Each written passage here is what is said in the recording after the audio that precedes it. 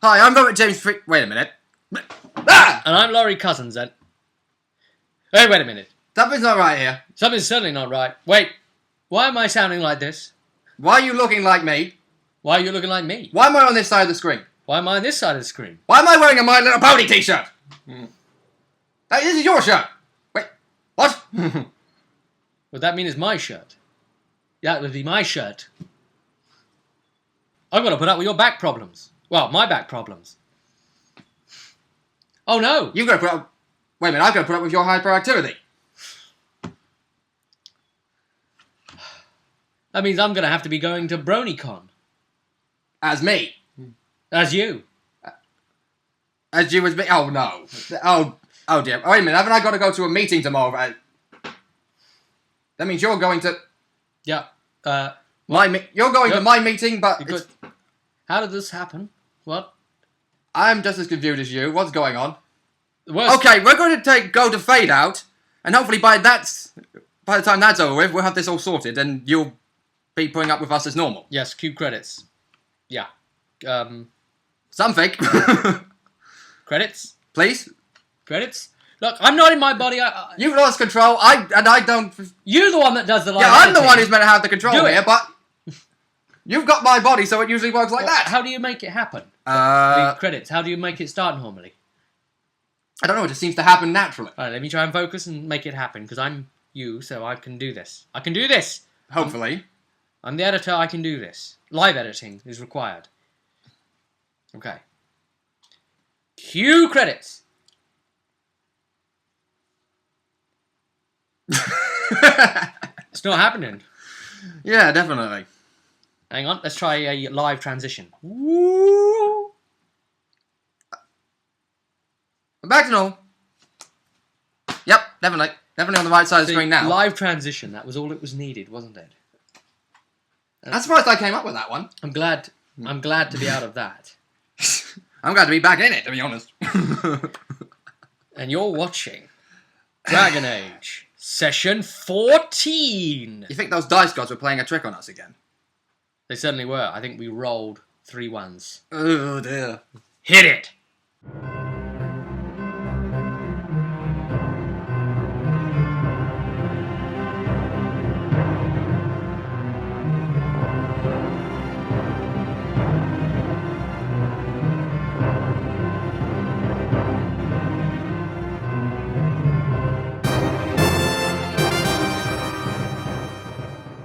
The Siege of Redhold. You were fighting Genlocks. Now, the mechanics were... Remember, spoiler territory, everybody. Spoiler! Spoiler! GM, stay. Not spoiler for you. So, Genlocks were attacking. 1d6 plus 2 every 3 rounds. Knock a ladder over with a strength 13 might. And it's minus 2 off the amount that come in. Mm-hmm. Knock a grapple hook down with the same test. And it's minus 1 for everyone that comes in. Yeah. Minimum 2 have to come in every 3 turns, and you were going to have to kill 15. Yeesh. It went on a while, didn't it? Yes. Also, at this particular point, I was actually keeping a record of how many everyone had killed. Yeah, you were doing the tally thing, yeah. Separate to Rob's tally of how many were being killed, but rather over the entirety of the siege. It was good because I was, doing it on a whiteboard as I was. I had the whiteboard pen, so I was keeping a tally directly on the whiteboard. Every time one was killed, I tallied it up and just left them, the players mysteriously just stare at why I'm doing that. And then it's 4 and then cross through for the 5 and so on. So it went on like that. It did feel a little bit like the pressure was coming on. Yeah. You were starting to get swarmed and a bit overwhelmed. But oof went down a fair bit. Quite a lot. You've been joking, haven't you, that he hasn't really got fur anymore. He's just like a mass of scars. Yeah, how many times he's died. Yeah, Craig's basically was joking about how he's going to find a wolf model and chop it apart so it actually just looks like that. Well, yes. It would look like a peeled spud with legs. Mm-hmm.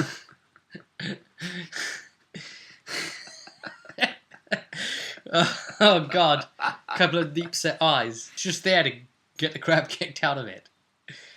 Because it just doesn't level as fast as the players. Mm. No. Well, not in the same manner either. No, no. Well, anyway, you sort of survived that.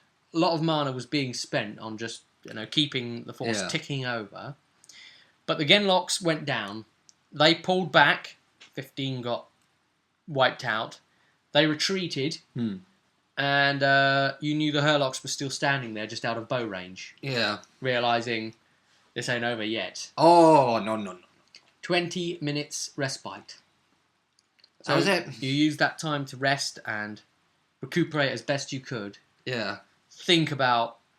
How are you feeling at this point with the Genlocks Genlocks? have retreated? Genlocks, as they were, we were taking them quite simply. They had a bit more armour than the ones we previously fought, but this is a bit of a harder module, because the first one we did was a level 1 starter module. Yeah. So them having less armour at that point made more sense. Mm. At this particular point, they were a bit tougher, yes, but still relatively simple to deal with. Yeah. So, I mean... Even if they were swarming us for trying to get 2-to-1 fights going on. It did look worrying to see them all coming in. Yeah. But the actual dice, you were doing really well against them, weren't you? You were procking all those stunts really well. The stunt list is really cool. Toppling them off the edge of the thing, throwing, getting a eagle come down and do penetrating damage. You were keeping on top of the rounds coming in. Yeah. One-shotting them out enough. Yeah, with the Bring the Rain stunt, which Craig and Jez were joking at, bringing Lorraine. Yes. Let's call on Lorraine again. And then the Hurlocks came. This was phase 2 of And the this is battle. where I was like, eep. You knew this was going to hurt a lot. Yes, and it hurt a lot more than it did before, because even though I'm like higher level than I was when I faced my first one, I'm now also facing a ton of them at once. Mm-hmm. And they've all got great weapons. So it's 3d6 plus Yeah. damage. And Sure, I got more armour, but still they're going to be pumping out a hell of a lot of damage. they've got 8 armour, Yes. 30 health each. Yeah. And they come at d6 at a time. However, Same rules applied, didn't they? You say? Same rules applied, but with a bit of a change. Mm. Because they come every 2 rounds, officially. Yeah. And it said in the module that they're supposed to try and leave after about 3 rounds. Hmm. They're supposed to then try and run into the encampment, down into the stairs, and fight further into the hold, into the courtyard area. Yeah. Now, the problem with them doing, and I had them starting to do that, because using the initiative breakaway rules and blah blah blah blah blah, is that because they had so much health, you fight them for 3 rounds, and even the runaway get a free strike on them thing. Even if you do all that, you probably haven't killed him. Especially since some of the ones that were running away were still fresh. Well, that's it.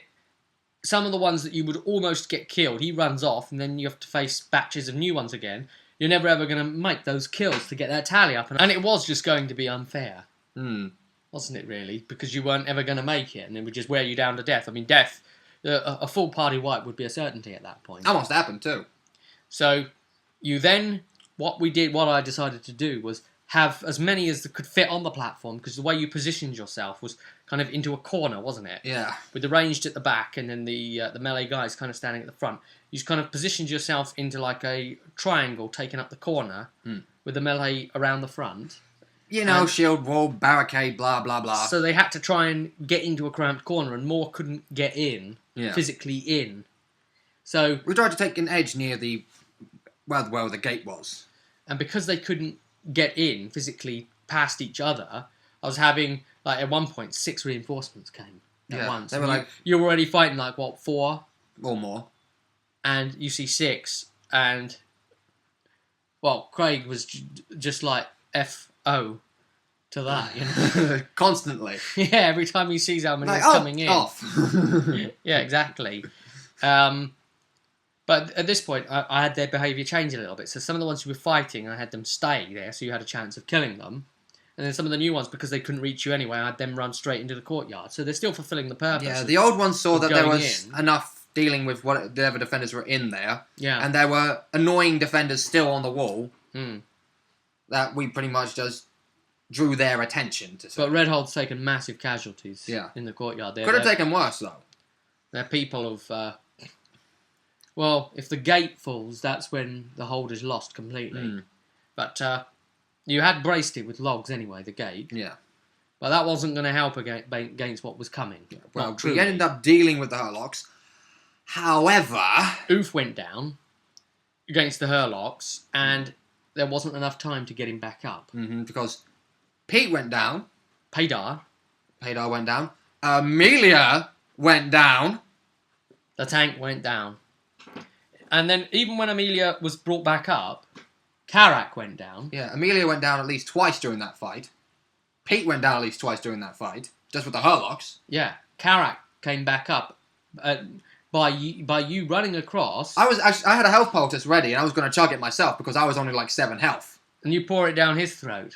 Yeah. Yeah. Because he was down dying mode. Yep. And I was like, I can either put the poultice away and get bandages out because I bought a healing kit. But you're rubbish at that. Because I've got -2 cunning, so chances of that going off, not good. So I was like, right. Pinch the nose. Doink. Although at the table I said, right, I'm going to step on his foot like a trash can. Yeah. In a joking fashion. Yeah. George caused his mouth open and pour it down his mouth. Yeah. Pour the poultice into his mouth. You got him up at one time. I mean, beating It was enough. Beating on a mage is that's it, isn't it? It was enough. You can tell, as a GM, I wasn't trying to be excessive. I was doing what the module was telling me to do. Yeah. But I'm not trying to kill you either. Tanadil managed to finish off the one that was still there. Or at least do enough damage that in the next turn when you rolled the dice to see who it would attack, it attacked Tanadil. Yes, I like to randomise with the dice, and especially in a situation like that, who are they going to go for? It's like, well, I'll just see. Okay, all the parties given a number on the die, and it's going after... Pete was dead at this point as well. Paydar actually did die at this point. Well, Oof went down first. Yeah. And then Oof...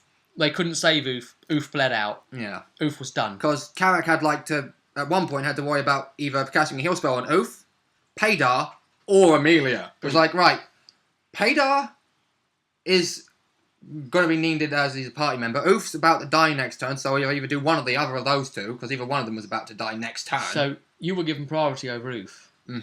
So you were brought back. I had a lot more time on my hands. I have like a maximum of 5 rounds before I'm dead, unless they coup de grace me. The only problem was that you needed to be back to start picking up the ads. Yeah. Yeah, it's a bit, in MMO terms, it's wrong when the tank is doing more damage than the DPS. Yeah. Well, yeah. But it's all that armour. Mm-hmm. It negates so much, doesn't it? Mm-hmm. That's why rogues have to worry about pierce armour talent. Even Craig's mage was finding it hard because of they've got constitution, stamina focuses. That's for the rocks, anyway. And the Genlocks were even quite good because of their magic resistance, yes. Against the spell power. Well, anyway, that's where those siege stunts weren't really procking enough for you. No, I mean, against these guys. They're using axes, they've probably got the focus in axes, they've got a high enough strength that they're probably getting like, I don't know, a +7 at the very least to hit. So, anyway. Or something. Then Paydar fell, and he was lost. Because it got round to the point, it's like, right, Amelia's down, Paydar's down, which one do I go for first? Or, I think I was up at the point, ready to quaff a potion, Paydar was down, but Karak was going to either have to take a lyrium potion and bandage himself, or bandage Paydar. Because Karak was about ready to die at that point. It was OOM. Yeah. What a fight. Their backs were against the wall and they're having to micromanage each turn. They're like, right, what do we do this turn? What's going to happen next turn? Oh God, I can't afford to do this because next turn such and such will happen. Yeah. It just felt like a real panicky, harder than you can handle. And Paydar's dead then. Yeah. You lost him. Paydar is dead. He is no more. Yeah. First death. First true party death. So you lose Oof and Paydar in the same battle. Wow. I mean, he's a rogue, so Pete's not really going to be gaining that much armour. No. But, as a rogue, putting up his dexterity is a major, because rogues' natural is a dexterity, and dexterity adds to their speed and defence, meaning they become harder to hit. And the speed's really critical for them, Because they don't take minuses on speed from armour, from any leather. Yeah. Plus, with that, you can also break away quicker with a higher dex too, because it's initiative. With the homebrew rules. Yeah. Disengagement. So, we you pushed the just Hurlocks back. survived it. Only just. Your health was really, really low. Yeah. Everyone was close. Let's imagine this. I had a health bar. This is full. I was like this for the Hurlock fight.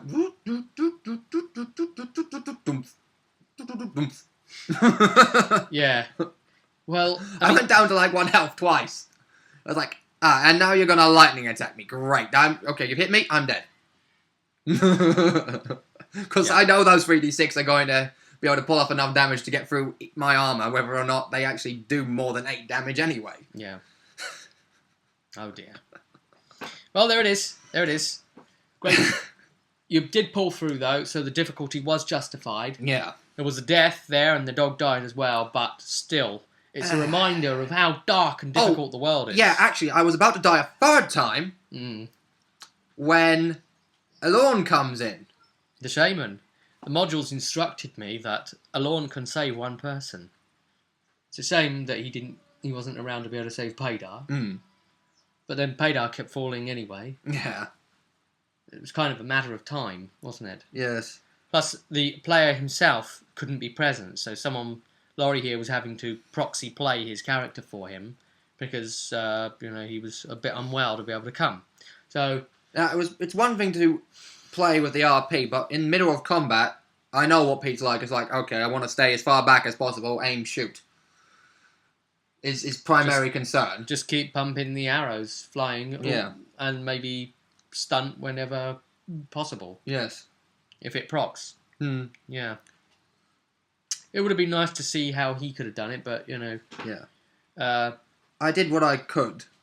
I mean, it's not like I was able to keep him alive in the retrospect of things. We've got a few concerns about Pete at the moment, whether he's going to be able to even continue with the group as a player, or kind of what's going to happen. We potentially have a vacancy in the group, guys. One of you could potentially join us.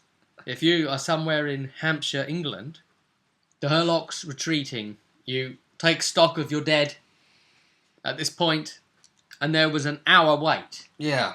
So this did give we got a rest and Karak the chance to get a bit of mana back as well. And at this point, all the pots are gone. All the potions. I think Karak had maybe he may have just had 1 potion left, or he spent it and he had to get a new one. He got a new one afterwards. Yeah, afterwards, but during all this... He didn't... You were all everybody was out of all potions. And you were all trying to healing kit up as best you could and rest and recuperate. And then came phase 3. Oh boy, what a phase this was. Margar. A ginormous Berescan. And it's even the front cover of the Blood in Ferelden book here. Look at that thing. Look at that thing. That giant, blight-tainted, mutated bear. That thing there was coming. And what I did was, I had an unseen emissary put a bubble up around it.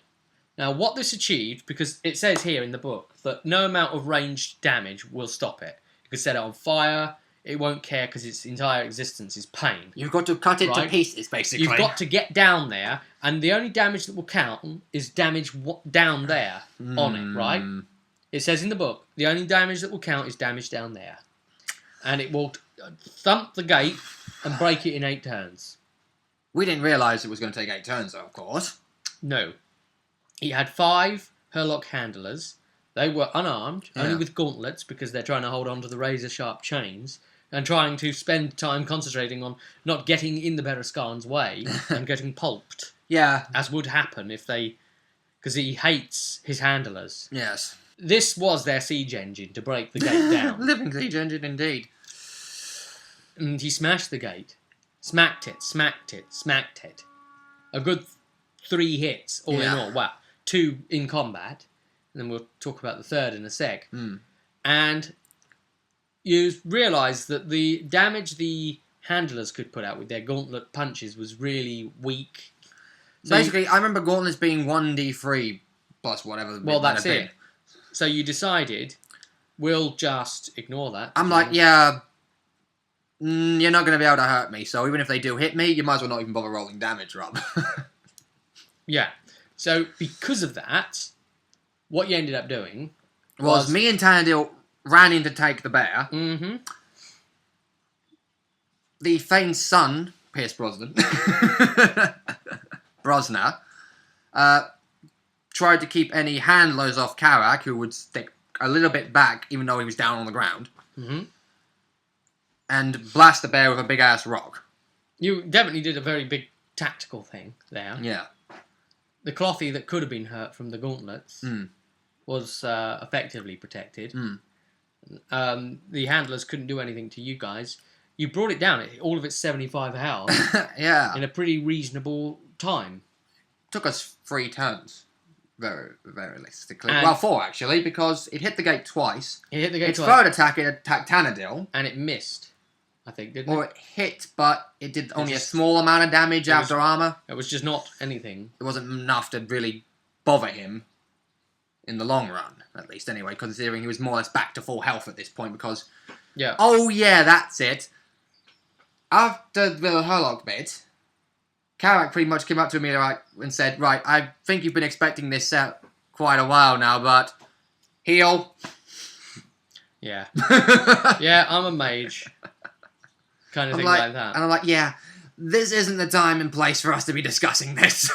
Templar in training. Apostate hunter. I can't really do anything, really, to be honest, because I'm a Templar in training. I haven't completed the training to be considered a mage hunter, truly. And to top it off, House Baranti has enough contacts, and he's an asset to House Baranti, who we're both working for, so realistically I can't do much on that front to begin with. Plus, he still owes me 10 silver for the cape. Yeah. So I want my money back first, thank you.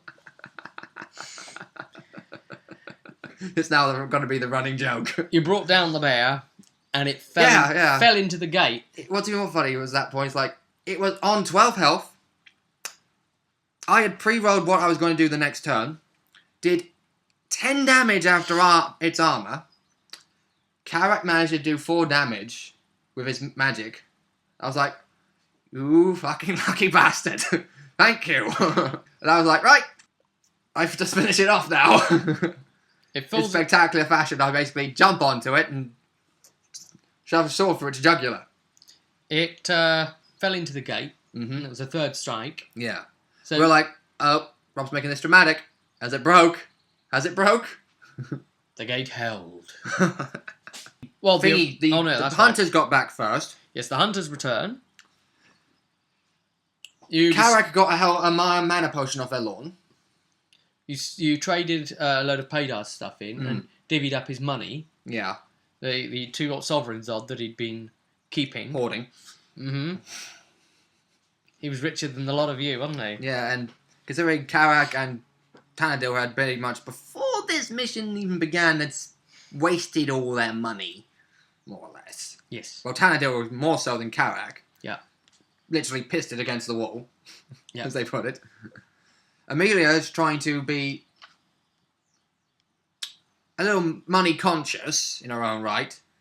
They only had 1 mana pot that they could spare. Plus some other minor things that Karak ended up picking up, apparently. Yeah. And so then the hunters returned. Yeah. They'd send 3 of their people who knew where Balan was held out over an ice bridge. They gave you the intel on it. So you were approaching knowing what was going on. Yeah. You departed. It started to become a bit hostile there, so you were going to have to leave, kind of thing. Now, unfortunately, we had to brave Burkhan with them because he was going to follow us otherwise and probably cause trouble. Yes, they didn't really want to keep him, but a massive persuasion kind of test thing was going on. Between me and Tannadill pretty much convincing the Fane to keep an eye on the boy. Yeah. That necklace came in handy. Yes. Now, Brosna went with you, because he obviously wants to try and get Izot back. Yeah. So you push higher up into the mountains, further up, and you come eventually to the ice bridge. Now, you've been told the intel on these things, that they only normally last the winter and then they fall apart. Yeah. It's expected to break at any point. Now, you'd had it pointed out, look, there's scouts on the other side of the bridge. Or you might not have spotted them. Yeah. And they showed themselves when you indicated that you knew they were there. Three watchers. Yeah. They blew a horn, and Balan, their leader, came along. Now, he was on the other side of the bridge, and it was going to... If you were going to try and run across the bridge at high speed, you were going to have to do dexterity acrobatics to not slip up on your arse. And probably fall off. You'd have to make your way slowly, otherwise. It's probably dexterity acrobatics to not slip up and fall on your ass, followed by possibly another test to stop yourself from falling into the ravine. Depends what direction you'd be running, to be honest. If you'd have been trying to go straight across the bridge, you'd have had that on your side, really. Maybe. But the whole thing was melting and drips were coming off of it, off the bottom, and it was pretty scary. These ice bridges are famous for naturally forming between the mountain peaks all the time. So he's got himself cut off, and he knows that no one will be able to get at him in his hideout. Yeah. Until winter comes again and the ice bridges form. So it's a known Avar thing. This ice bridge is about to give out, and basically, if you'd have talked too long about it, Balan was going to give the order to have the ice bridge broken and cut you off. Yeah. He was having there was a little bit of an interesting back and forth between him and Brosnar. He was like saying, oh, you're a coward, you get other people to do your work for you. They realised, look, Brosnar's not going to be able to take this guy. He beat Brosnar before. It's not going to happen. And so Tanador stepped up to the mark. He said, look, I'll deal with this. This is an Avar thing. Yeah. So he said, look, I'll fight as his proxy for the sake of the girl. Now, he called him out for a duel. Now, Balan, that's his one weakness. And it even states it in the module that if anybody calls him out for a duel, and it even suggests that the three guys that come with you should maybe suggest that. And I thought, no, that gives you too easy a ride. I want the players to decide that, if they're going to do that. Yeah. Plus, you do have an Avar with you who could think of that himself. Which he did. Yes. So it was better for the player to think of it, really, wasn't it, than the NPCs to suggest it.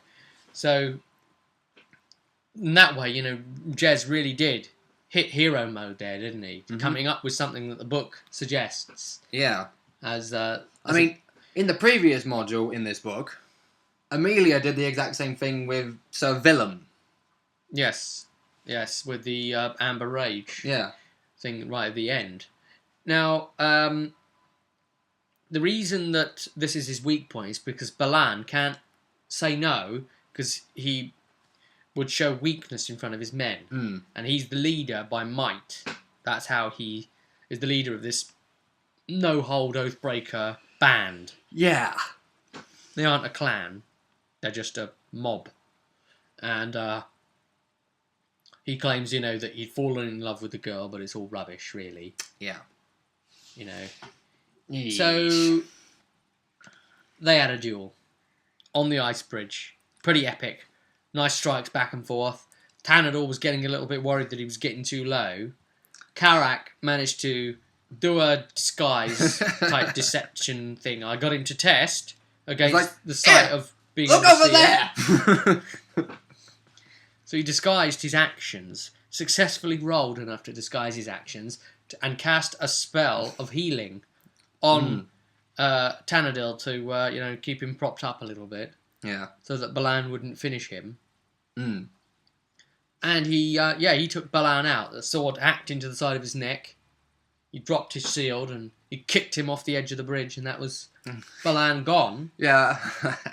The second in charge came forward and said, look, I'm a more reasonable man. I couldn't speak out against Balan, but now he's gone. We don't want any part of this lowlander girl. Take her, Yes. We don't want the trouble. Yes. After this, we then went back to Redhold.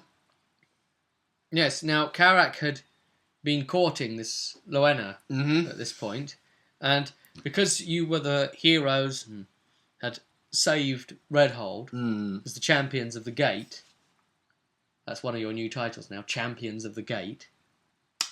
Yes, and consider we just fought off a darkspawn incursion. Oh, I'm guessing the Grey Wardens are going to hear of this. Thank you very much, Miss Baranti. It might happen. It might. Yes.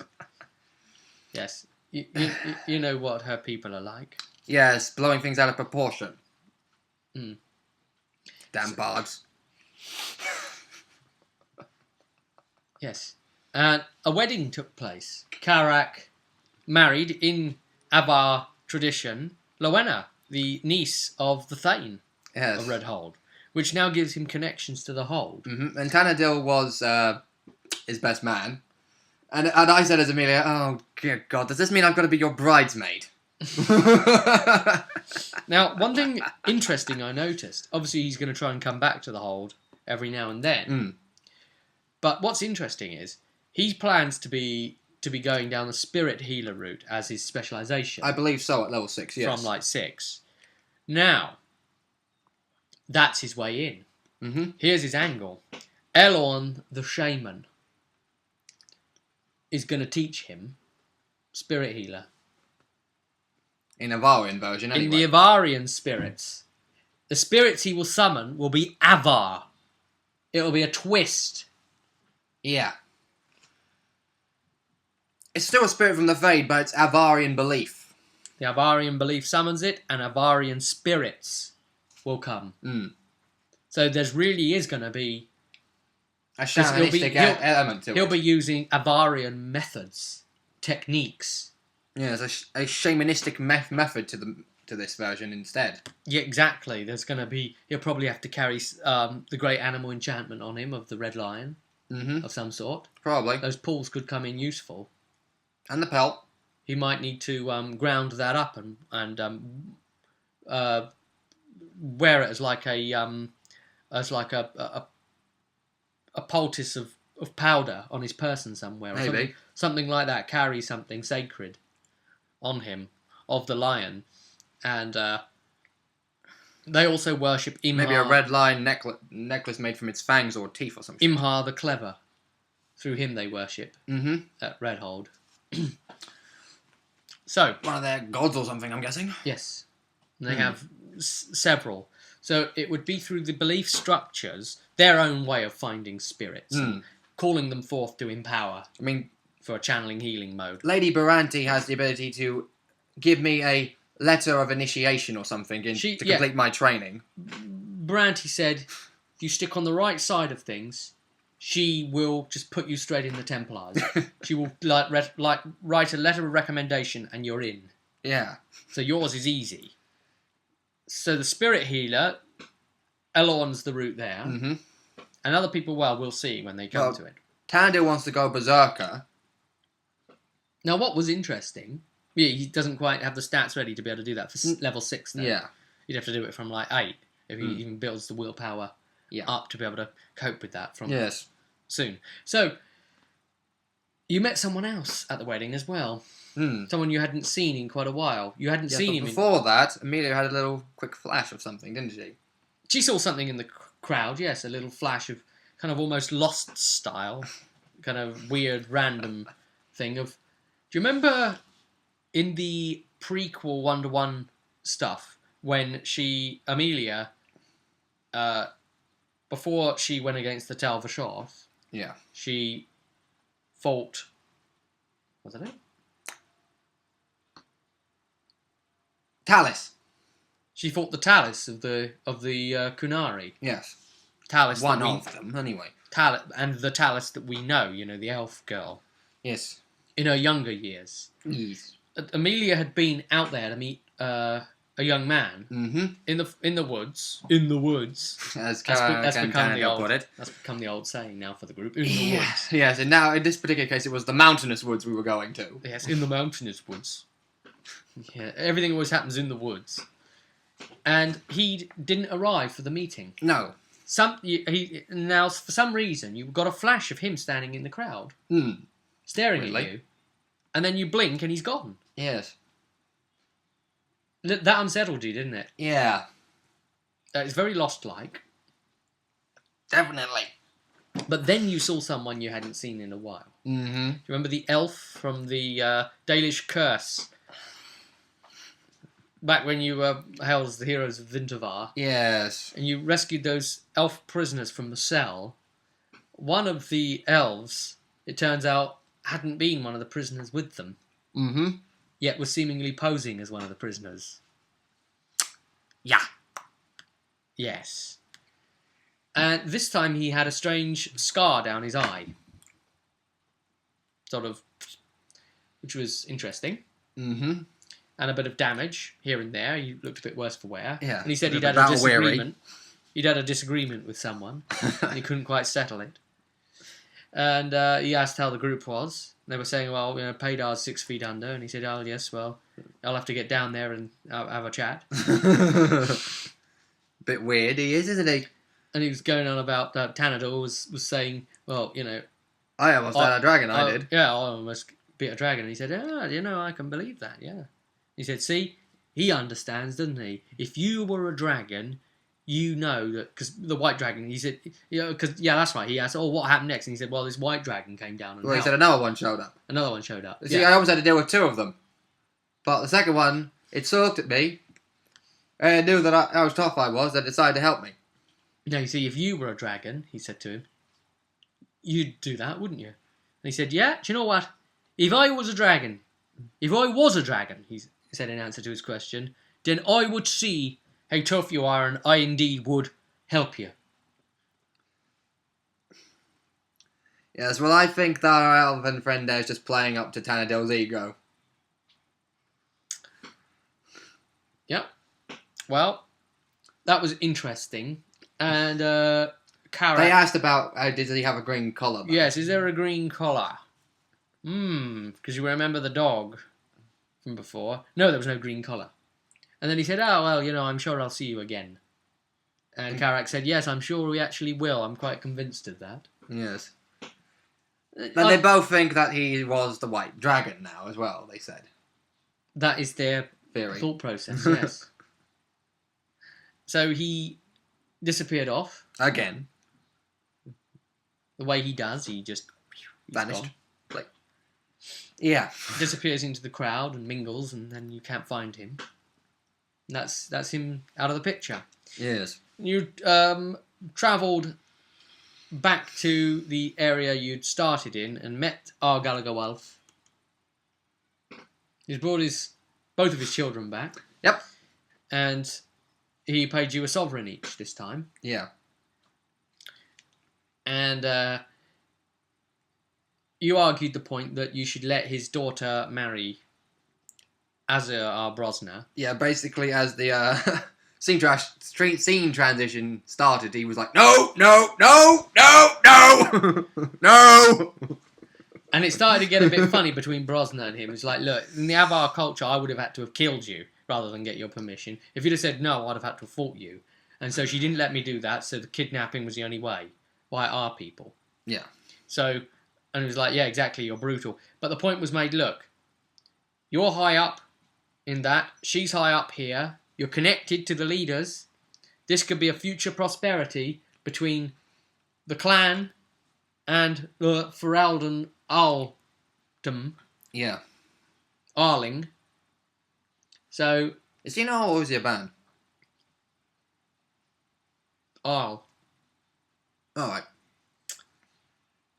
And so the connection between that would be very strong. Mm.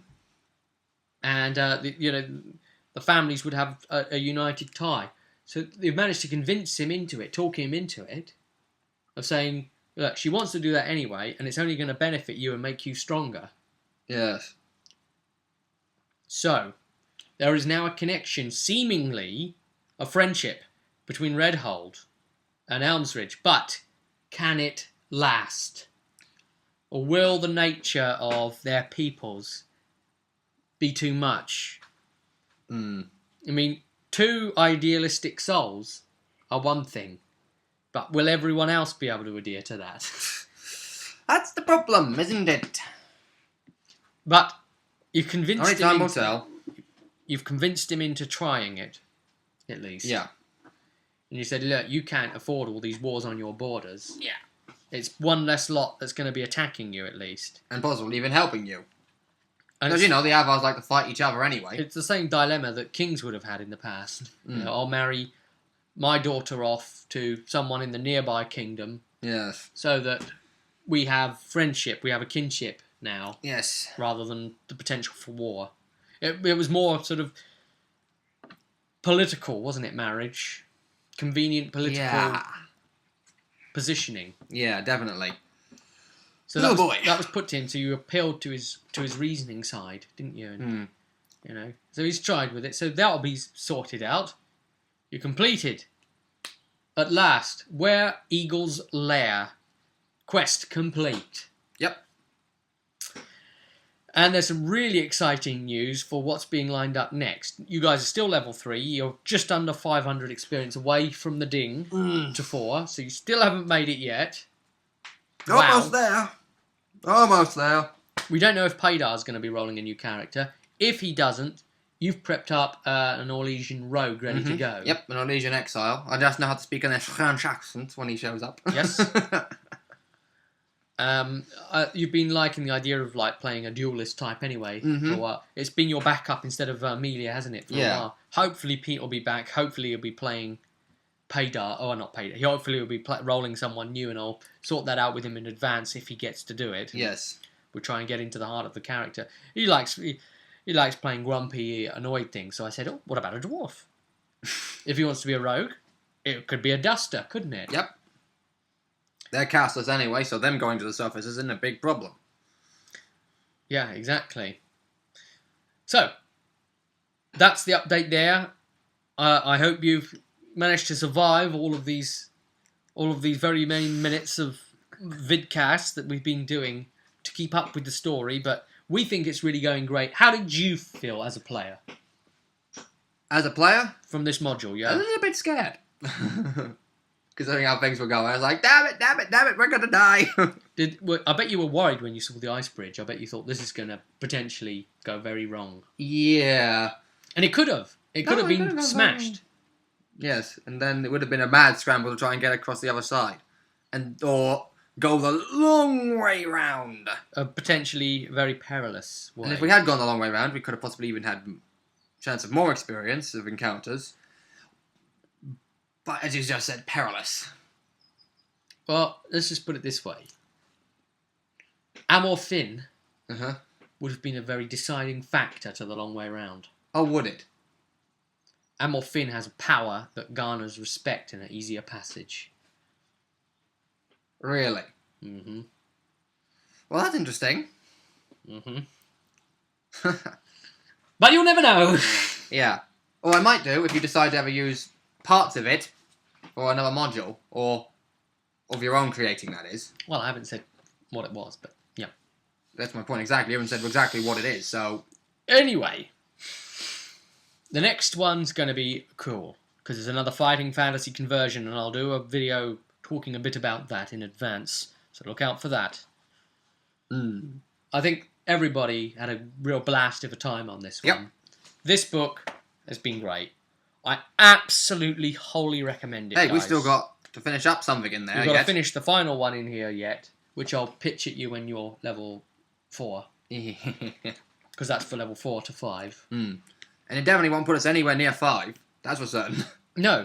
So it's good to see that I'm able to keep giving you content to play. That isn't overdoing it. Yeah.